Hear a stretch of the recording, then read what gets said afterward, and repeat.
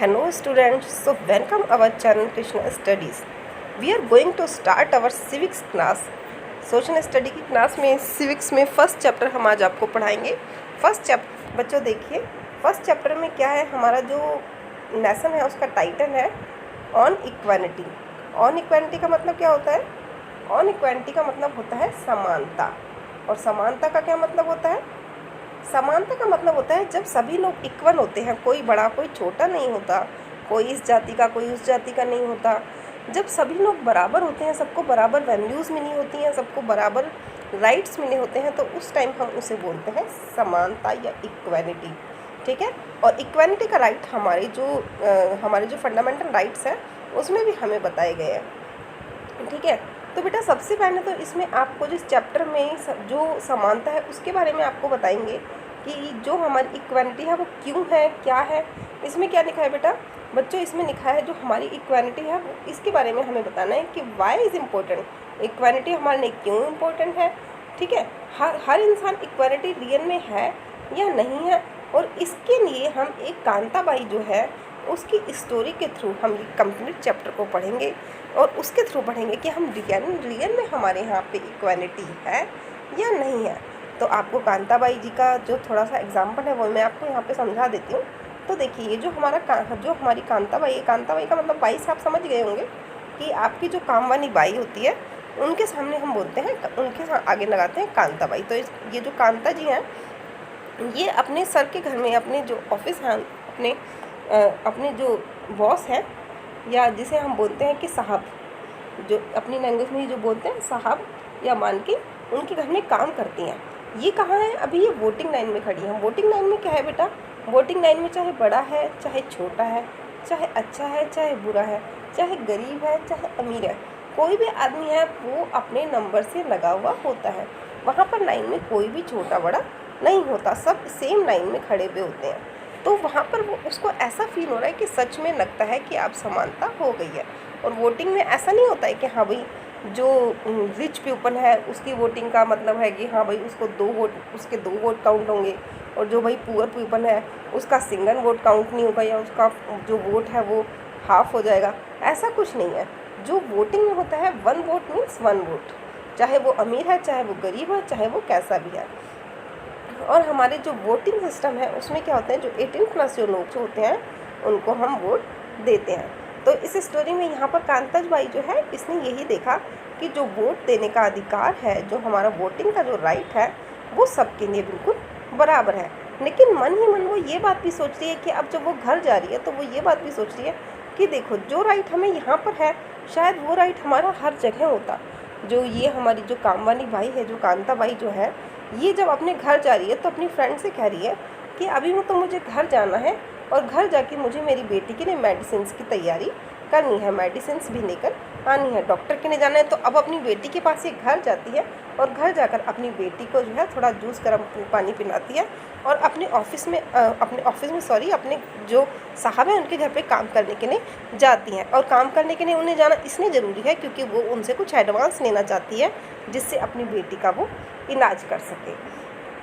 तो अब जो कांताबाई जी हैं वो यही सोच रही हैं कि शायद वो दिन कब आएगा जब हमें, जिस तरीके से हम वोटिंग की लाइन में खड़े हैं इसी तरीके से हमें हॉस्पिटल की लाइन में खड़ा नहीं होना पड़ेगा। हॉस्पिटल में तो अमीर आदमियों के लिए बहुत ईजीली हो जाता है, लेकिन जो गरीब है उन लोगों का नंबर आसानी से नहीं आता, वहाँ पर ये इक्वालिटी फॉलो नहीं होती। तो हम आगे बढ़ते हैं। तो चलिए हम आगे बढ़ते हैं। आगे देखो, हमारे जो लेसन में है फर्स्ट टाइटल है हमारा इक्वल राइट टू वोट, यानी कि सभी को वोट देने का प्रॉपर अधिकार है। इक्वल यानी कि समानता का, समानता से अधिकार से मतलब ये है कि चाहे अमीर है चाहे गरीब है, चाहे लेडीज़ है चाहे जेंट्स है, और चाहे वो पढ़ा लिखा है यानी कि एजुकेटेड है, और चाहे वो अनएजुकेटेड है, सभी के वोट की वैल्यू हमारी क्या होती है? Same value of vote any person which is not a man, a woman, uneducated, educated। तो इसके लिए हमारे पास जो वोटिंग का जो हमारा राइट है वो सबके लिए बराबर होता है। और इस स्टोरी में यही बता रहे हैं, जो कांताबाई है वो जब खड़ी होती है लाइन में तो वहाँ पर उसके बॉस, उसके एम्प्लॉयज़, उसके जो पड़ोसी वगैरह होते हैं वो सब सिंपल एक ही लाइन में खड़े हुए होते हैं। In the democratic country like India, democratic मतलब जो हमारी लोकतांत्रिक country, democratic country like India. Democratic का मतलब बेटा मैंने आपको स्टार्टिंग में भी बताया था, जो लोकतांत्रिक यानी कि जो पब्लिक करनी जो कंट्री होती है, जहाँ पर लोग ही शासन चलाते हैं, उसे हम बोलते हैं डेमोक्रेटिक कंट्री। और डेमोक्रेटिक कंट्री कौन है? India is a democratic country. All adults inspirated, adult का मतलब होता है बेटा, अडल्ट का मतलब होता है 18+, जो 18+ होते हैं उन बच्चों को हम बोलते हैं अडल्ट। कहते हैं ना कि अब आप अडल्ट हो गए हैं, यानी कि जब हमारे बच्चे 18+ हो जाते हैं तो उसको हम बोलते हैं adult. Okay, how much education they have had, what caste, जब हम वोट देते हैं तो ये नहीं मैटर करता कि हमारी एजुकेशन क्या है। और this is as you have already is called universal adult franchise, और इन सब चीज़ों को क्या बोला जाता है? Universal adult franchise. इसको क्या बोला जाता है बेटा? Universal adult franchise. यूनिवर्सल का मतलब हो गया सभी, ओके। अडल्ट का मतलब हो गया हमारा 18+, यानी कि जो लोग 18+ होते हैं। और फ्रेंचाइजी का मतलब हो गया हमारा वोट देने का अधिकार, ओके, वोट देने का अधिकार या वोट देने का राइट, वोट देने का राइट। तो जब जो हमारी जो ये फ्रेंचाइजी है, उन्होंने क्या किया, अडल्ट यूनिवर्सल फ्रेंचाइजी ने, कि एक इस तरीके की एक इक्वालिटी बना दी, एक तरीके का राइट बना दिया कि जो लोग 18+ है, चाहे वो एजुकेटेड है, चाहे वो अनएजुकेटेड है, चाहे वो लेडीज़ हैं, चाहे वो जेंट्स हैं। देखो शादी में भी ये होता है कि लड़की 18 साल की होगी और जो जेंट्स होंगे वो 21 साल के, लेकिन जो वोट देने का राइट है वो सबको इक्वल एज में है और उसके लिए हर चीज़ की इक्वालिटी होती है।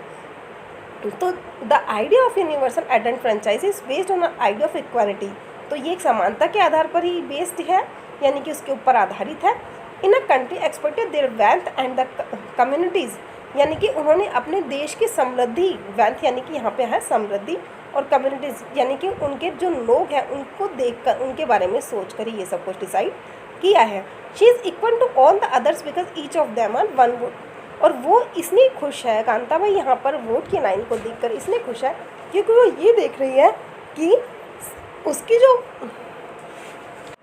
तो चलिए अब देखते हैं कि वैसे रियल में जो कांता बाई की स्टोरी है उसमें एक्चुअली जो इक्वालिटी है उसका मतलब है क्या, रियल में उसका मीनिंग क्या है।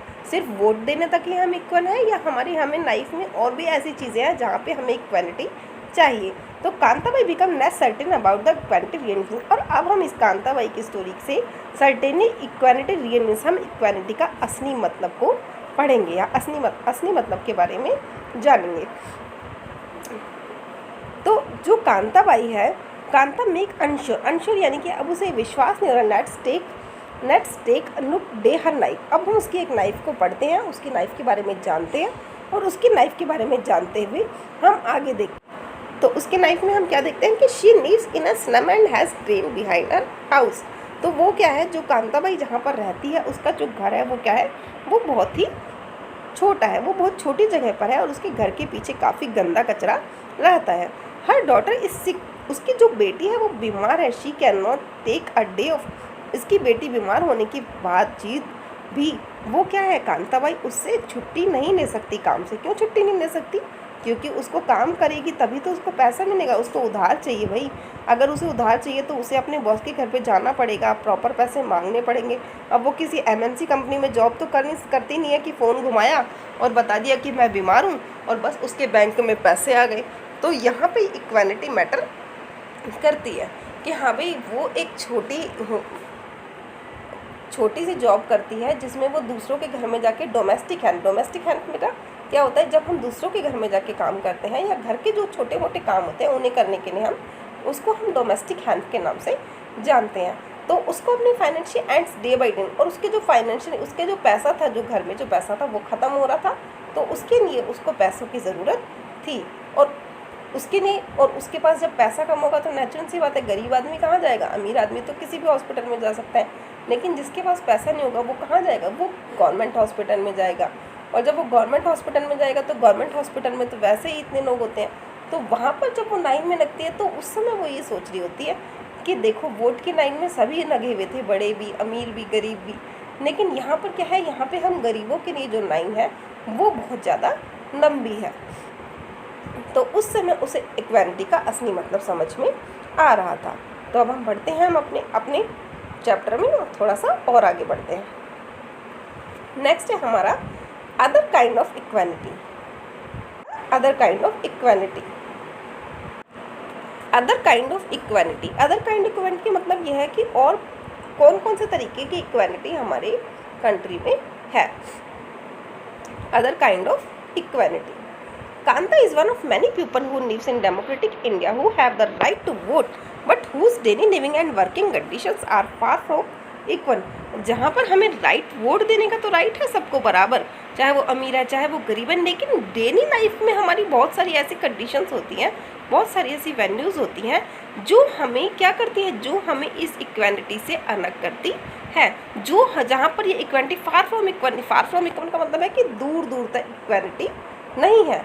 Apart from being people, poor people India experience influence in difference ways. और उन लोगों को किस तरीके से अलग अलग तरीके से बहुत सारी इक्वालिटी का, अनइक्वालिटी और इक्वालिटी के बीच में बहुत सारे डिफरेंसेस हैं, उनको सहना पड़ता है, उनको बियर करना पड़ता है। That us see what is the means of reading the two stories given below.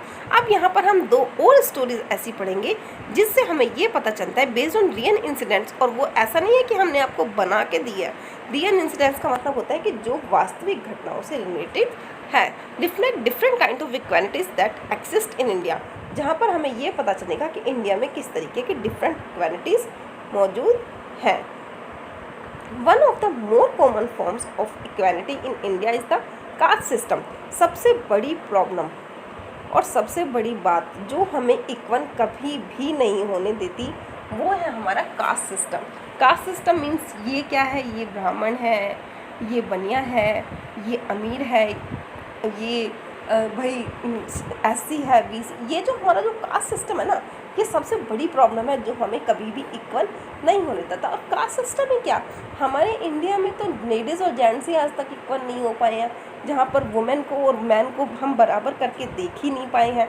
If you live in rural India of caste identify, rural मतलब बेटा होता है जो पुरानी जगह होती हैं, गाँव वगैरह होते हैं, वहाँ पर अगर हम देखें या पुराने इंडिया को हम देखें तो वहाँ पर हमें पता चलेगा। I would some of might think that people no longer behave in caste. वहाँ पर क्या होता है, बिलीव इन कास्ट। ऐसा है कि कई जगह पर ऐसा कास्ट बिलीव नहीं करते, कास्ट के लिए नहीं करते कि हाँ भाई ये इस कास्ट का है, उस कास्ट का है। लोग शादी भी देख के करते हैं कि भाई हमें इस कास्ट में नहीं करनी, हमें इस कास्ट में। तो वहाँ पर क्या होता है, वहाँ पर इक्वालिटी मैटर नहीं करती। हाँ देखो यहाँ आगे आ भी गया है। But just look at these matrimonial show from a reading English newspaper and you will see how important the issue of caste continues to be the mind of highly educated urban India। जहाँ हम कहते हैं कि हाँ भाई हम बहुत educated हैं, हम ये कास्ट वास्ट में बिलीव नहीं करते हैं, ये वो, लेकिन जब आप मैट्रिमोनियल अखबार, मैट्रिमोनियल का मतलब क्या होता है, जब हम शादी विवाह की बात करते हैं, जब हम शादी विवाह की बात करते हैं सबसे पहले हम कुंडली में मिलाते हैं कि भाई पंडित से पंडित ही मिलेगा, है ना भाई समझ रहे हो ना आप लोग। मतलब जो हमारी कास्ट है हम वहाँ पर अपने आप को दूर नहीं रख पाते कि हाँ भाई इस जाति का जो आदमी है ब्राह्मण का ब्राह्मण से ही शादी करनी है, और जो वैश्य है उनकी वैश्य से ही करनी है, शूद्र की शूद्र से ही करनी है। यहाँ तक कि वो लोग तो जातियों में भी और अन्य जातियों को भी मिक्स करते हैं कि हाँ इसमें ये नहीं होना चाहिए, इसमें ये। तो वहाँ पर हमें सबसे बड़ी बात ये पता चलता है कि हम लोग आज भी, हमारे लिए ये इक्वालिटी कितना मैटर करती है, कास्ट कितना मैटर करता है, और इक्वालिटी रियल में है भी या नहीं है। तो हम मैट्रिमोनियल के थ्रू सबसे पहले ये तय कर सकते हैं कि अब आप ही सोचो आपकी अपनी फैमिली में क्या जब शादी वगैरह होती है तो इस तरीके की बातें नहीं होती। ऐसा कोई भी घर नहीं होगा मेरे ख्याल से, इंडिया में तो बिल्कुल भी नहीं होगा जहाँ पर कास्ट से रिलेटेड बातें नहीं होती। तो वहाँ पर हमारी इक्वालिटी कहीं भी नहीं है। रियलिटी ये है, बुक्स में नहीं है लेकिन रियलिटी यही है। No let us read a story about the experience of a Dalit child attending school. Dalit child का मतलब होता है बेटा जो एससी, जो हमारे जो नीचे कास्ट के जो लोग होते हैं उन्हें हम दलित लोग बोलते हैं। तो वहाँ पर हमारा एक एक्सपीरियंस है एक बच्चे का जिसने स्कूल अटेंड किया और उसके बारे में उसके साथ क्या क्या हुआ। You have already read about Dalit in a caste in a class 6। हम दलित के बारे में सबसे पहले 6th क्लास में पढ़ चुके हैं। That so corn lower cases use the address themself. उन लोगों को थोड़ा सा छोटा समझा जाता है। Dalit means broken and by using this word, मतलब यह है कि दलित का जो मतलब होता है वो थोड़ा सा जो छोटे होते हैं, थोड़े टूटे, उनको हम बोलते हैं lower caste are pointing to how they are, और उनको हम बोलते हैं कि ये छोटी जाति के लोग हैं और उनको हम गलत तरीके से ट्रीट करते हैं। And continues to be seriously determinize again, और हम उन लोगों को क्या करते हैं, बहुत गलत ही तरीके से ट्रीट करते हैं। अब तो खैर ये सब कुछ नहीं है, लेकिन फिर भी थोड़ा बहुत अभी भी होता है ये सब कुछ। ओम प्रकाश वाल्मीकि, जो ओम प्रकाश वाल्मीकि जी हैं is a famous Dalit writer, वो एक बहुत ही फेमस यानी कि बहुत ही प्रसिद्ध दलित राइटर हैं। इन इस ऑटोबायोग्राफी, ऑटोबायोग्राफी का मतलब होता है बेटा जो खुद के ऊपर लिखा रहता है, ठीक है, जो खुद के ऊपर लिखा रहता है, आत्म की जो हमारी खुद की कहानी लिखी होती है उसे हम बोलते हैं ऑटोबायोग्राफी। और वो ऑटोबायोग्राफी क्या है बेटा, ऑटोबायोग्राफी है जूटन। देखो बेटा इसमें मैंने यहाँ पे एक पिक्चर भी देखी थी, जूटन, हाँ ये देखो, ये इन्होंने एक बहुत ही प्यारा प्ले लिखा है, बहुत ही अच्छा प्ले लिखा है, जिसके बारे में उन्होंने ऐसी ऐसी बातें कही हैं बेटा। मैं आपको सभी स्टूडेंट्स को इस नोट को, इस जो हमारा प्ले है इसको पढ़ने के लिए रिकमेंड करूँगी, तब आपको अच्छे से पता चलेगा कि सच में क्या होता है। एक्चुअल में अब तो बहुत चेंज हो गया है वैसे इंडिया, लेकिन पहले इंडिया ऐसा नहीं था, पहले इंडिया में बड़ी प्रॉब्लम्स थी। अब तो फिर भी काफ़ी राइट्स हैं, और लोगों को राइट्स के बारे में, राइट तो पहले भी थे लेकिन पहले लोगों को राइट्स के बारे में पता नहीं था, लेकिन अब सब लोग अपने अपने राइट को समझते हैं, उनके बारे में उनको यूज़ करते हैं। तो अब हम कहते हैं Joothan is a right, I had to sit away from the other in the class, जब वो अपनी क्लास में बच्चों के साथ बैठे and to on the floor, तो उन्हें कहाँ बिठाया गया, तो उन्हें कहाँ बिठाया गया, ऑन द फ्लोर, यानी कि उन्हें फर्श पर बिठाया गया। The mat now before reaching the student, और जब वो नीचे बैठने लगे तो उनकी मैट भी उनसे ले ली गई। Sometimes I would have to sit way behind everybody, कभी कभी तो ऐसा होता था कि मैं सबके पीछे बैठता था, राइट नियर द डोर, दरवाजे के पास। Sometimes they would beat me without any reason, और कभी कभी तो ऐसा होता था कि जब लोग मुझे बिना किसी बात के, बिना किसी कारण के, एनी विदाउट एनी रीज़न का मतलब होता है बेटा बिना किसी कारण के, विदा किसी कारण के मुझे बीट यानी कि मारकर चले जाते थे। When he was in class 6, जब वो 6th क्लास में थे, the headmaster asked Om Prakash to sweep the school and playground, और बताओ टीचर ही ऐसा करेंगे अगर तो, लेकिन उनके साथ उनकी जो आत्मकथा है उन्होंने उसमें लिखा है कि जब वो 6th क्लास में थे तो उनके हेडमास्टर ने पूरे स्कूल को साफ़ करने के लिए और प्लेग्राउंड को साफ़ करने के लिए उनसे कहा था। He write the playground where larger, और उन्होंने ये कहा कि जो प्लेग्राउंड था वो बहुत ही बड़ा था, larger than my small physique foot, और जब मेरे से साफ नहीं हो रहा था, माई बैक बिगन टू एक्ट, तो मेरा जो बैक था उसमें मुझे पेन भी होने लगा। My face was covered with dust, और मेरा जो पूरा मुंह है वो डस्ट से भर गया था, यानी कि जब वो पूरे स्कूल की सफाई कर रहे थे तो उनका जो पूरा मुंह है वो धूल धूल हो गया था। हेड गो, उनके पूरे मुंह पे धूल लग गई थी। इनसाइड माई माउथ, यहाँ तक कि वो जो धूल थी वो मेरे मुंह पर भी पहुँच गई थी। द अदर चिल्ड्रंस, जो और चिल्ड्रंस थे, my class were studying in I was sweeping, और जब सभी बच्चे पढ़ाई कर रहे थे तो मैं था स्वीपिंग, यानी कि मैं सफाई कर रहा था। Head master were sitting in his room and watching मी, और वो अपने कमरे में, अपने रूम में बैठकर मुझे देख रहे थे। I am not even allowed to get a drink of water, यहाँ तक कि मुझे पानी पीने का भी राइट नहीं था, और जब वो सफाई कर रहे थे उस समय उनको पानी पीने तक का राइट नहीं था। किसका पानी पीने का राइट नहीं था? आई स्वेप्ट होल डे, मैं पूरे दिन सफाई ही करता रहा। From the doors and the Windows, यहाँ तक कि मैंने डोर्स और विंडोज़ की भी सफाई की of school. My eyes of the teachers and the boys so this spectacles, वो सभी चश्मा लगा रखा था। Om Prakash was made to sweep the school and the playground for the next couple of the days, only come to an end when his father, मतलब यह है कि जब उन्होंने देखा, हाँ तो ये जो सीन था कि हाँ भाई प्लेग्राउंड और स्कूल की सफाई उसको रोज़ ही करनी पड़ती थी। तो एक दिन क्या हुआ, एक दिन उनको उनके फादर ने देख लिया, और जब उनके फादर ने उन्हें देखा तो उन्होंने उनके मास्टर से ये कहा कि मास्टर अब मैं अपने बच्चे को स्कूल में नहीं पढ़ाऊँगा, क्योंकि मेरा बच्चा यहाँ पे साफ़ सफाई करने नहीं आता है, मेरा बच्चा यहाँ पे पढ़ाई करने के लिए आता है। और आप लोग देखना कि एक ऐसा भी दिन आएगा जब ये मेरा बेटा कुछ ना कुछ बड़ा बन के दिखाएगा, और आप लोग इससे झाड़ू पोछा नहीं करवाओगे, आप इसके सामने सिर झुकाओगे, ठीक है। The second story is based on incident that took place on one India's largest cities, is common practice most part of country। और ये तो हमारी पहली स्टोरी थी। अब हमारी जो दूसरी स्टोरी है, जो हमारी पहली स्टोरी थी वो हमारी ओम प्रकाश वाल्मीकि जी की थी, जिन्होंने एक बहुत ही अच्छा जूठन लेख भी लिखा और हम उनके बारे में बहुत अच्छे से जानते हैं। और अब हमारी जो दूसरी स्टोरी है, वो दूसरी स्टोरी क्या है, वो एक ऐसी प्रैक्टिस पार्ट ऑफ कंट्री, वो है मिस्टर अंसारी की। ठीक है, जो दूसरी स्टोरी किसकी है, मिस्टर अंसारी की है। वो एन अपार्टमेंट सिटी, वो कहाँ पे रहते थे, वो रेंट पर एक अपार्टमेंट सिटी में रहते थे। They had a money and so paying to rent was no problem. तो उन्हें रेंट वगैरह देने में कोई प्रॉब्लम नहीं थी, क्योंकि उनके पास बहुत सारे पैसे थे। They went to property dealer for help to find a place. The dealer inform that the, मैं आपको शॉर्ट में, ऐसे तो बहुत लंबा चैप्टर है, मैं आपको शॉर्ट में सिर्फ स्टोरी बता देती हूँ, जिससे आपको ये समझ में आ जाएगा। तो जो हमारी ये स्टोरी है, इसमें क्या होता है, अंसारी जी होते हैं और उनके जो वाइफ होती हैं, वो किराए के लिए मकान ढूंढते हैं। लेकिन किराए के लिए जब वो मकान ढूंढ रहे होते हैं, तो पहले तो वो डीलर क्या करता है, पहले वो डीलर जो प्रॉपर्टी डीलर होता है, उन्हें कई तरीके के मकान दिखाता है। जब वो मकान ढूंढने जाता है, तो वो कुछ अपार्टमेंट देखता है, अपार्टमेंट मिलते भी हैं उन्हें, वो डिसाइड भी कर लेते हैं कि वो रहेंगे।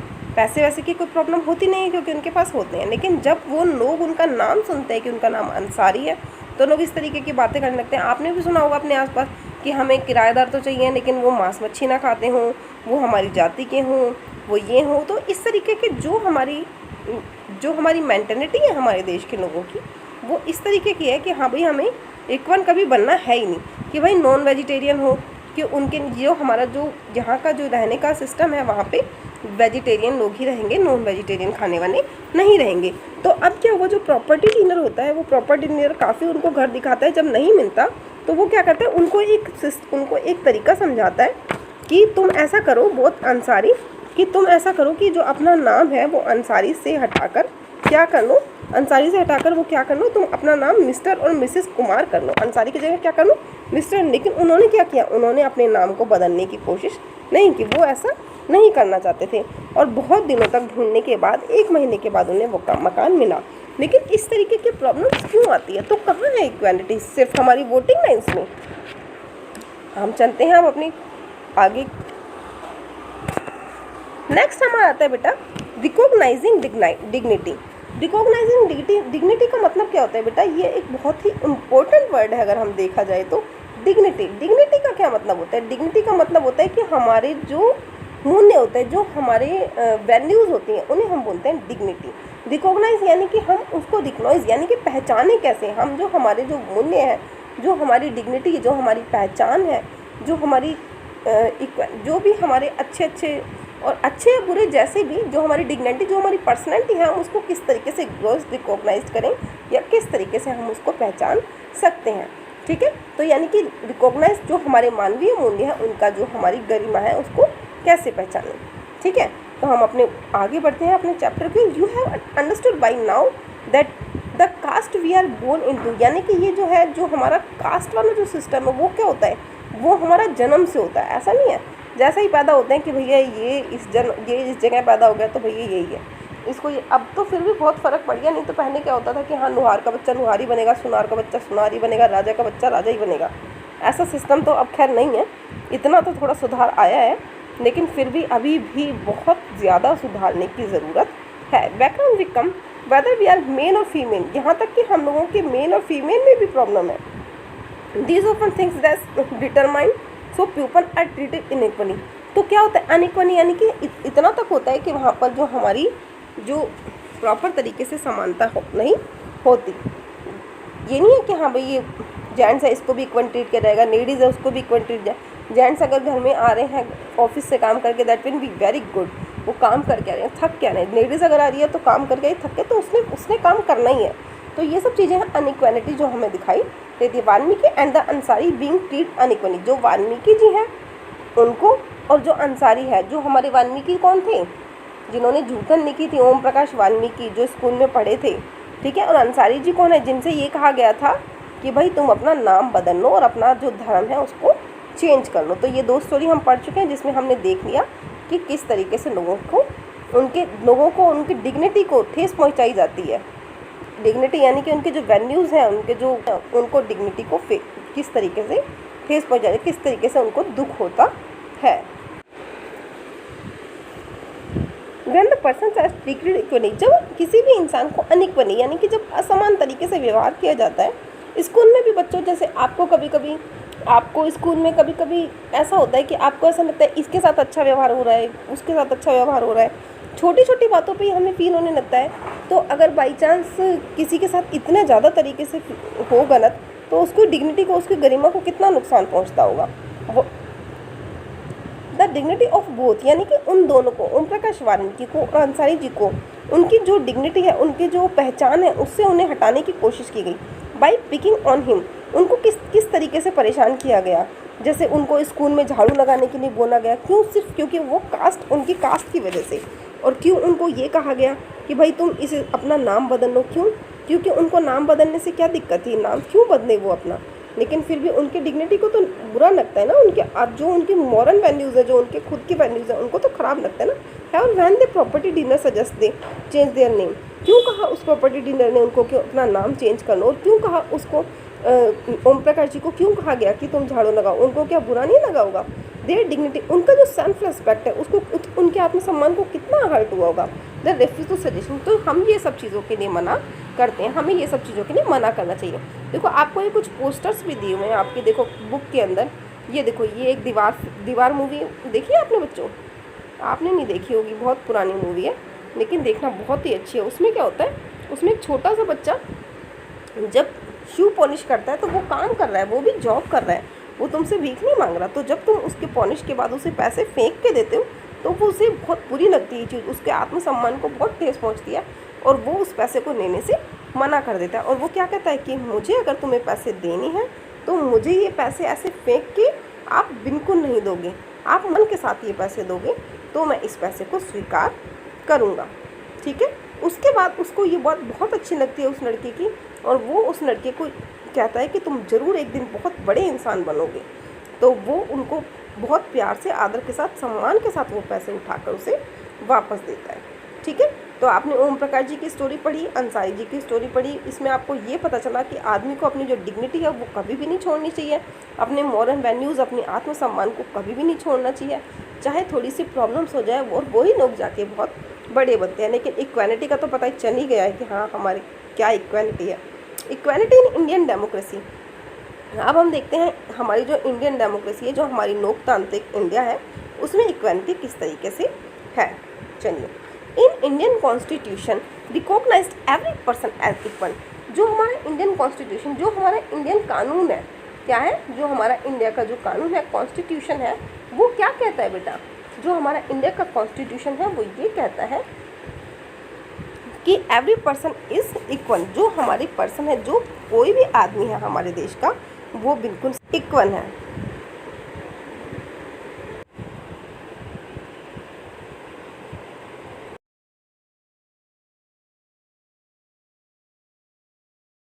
है थोड़ा लंबा है, तो अभी के लिए आज हम इसको यहाँ पे ही रोक देते हैं। चैप्टर हम अपने नेक्स्ट वीडियो में स्टडी करेंगे। तो आज के लिए टाटा बाय बाय, और अपने नेक्स्ट वीडियो तक के लिए आप वेट कीजिए। तो बाय।